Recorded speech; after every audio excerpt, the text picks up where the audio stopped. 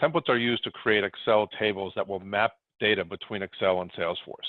To create a new template, click on the plus sign. And this will give you a list of all the objects in your Salesforce instance.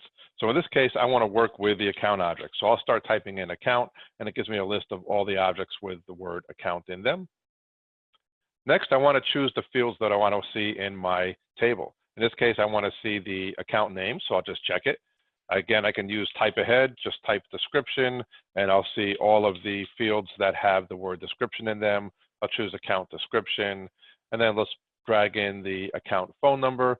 I also want to bring in some child fields. So in order to do that, I'm going to start typing contacts. And here, you'll see that there's a colon. The colon indicates that this is a child record. So I want to bring in the contact's first name and last name. I'm going to go ahead and click on next. And now I'm going to give my template a name, accounts and contacts, and I'll go ahead and click on save. Now, if I want to make any changes, I can come up to the template name and click on the pencil icon. And here I can add new fields. So perhaps I want to add a contact. I forgot to add the contact's phone number.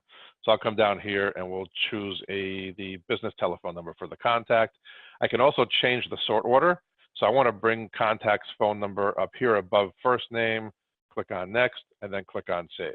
To begin interacting with your Salesforce data, you want to click on the name of the template, say yes, which indicates you're going to want to clear out everything on the spreadsheet.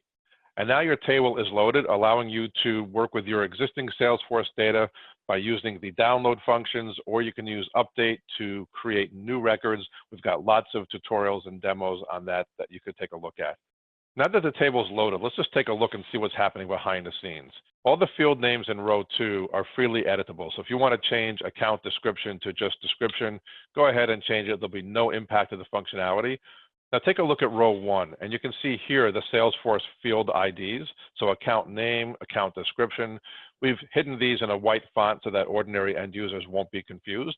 But power users could certainly come in and change these field names if they wanted to associate them with a different Salesforce field name, as opposed to going back into the template and editing it. So that's it for templates. If you have any questions, just ask us. Thanks for watching.